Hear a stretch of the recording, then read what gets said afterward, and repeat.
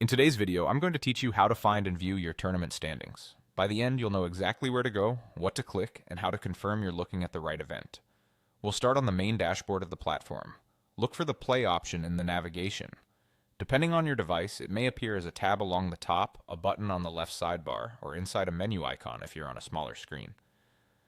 Tap or click play, and then choose tournaments. This takes you to the hub where all active, upcoming, and sometimes past tournaments are listed.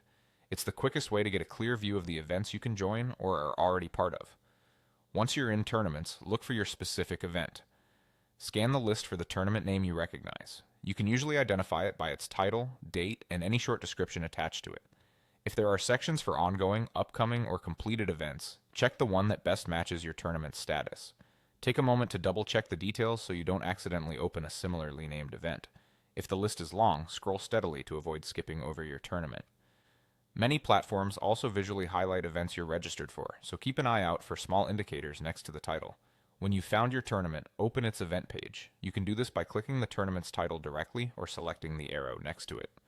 Both actions take you to the same place. The event page is where you'll find everything you need, including the schedule, rules, participants, and most importantly, the standings. On most layouts, the standings are either displayed immediately on the event page or shown in a clearly labeled section.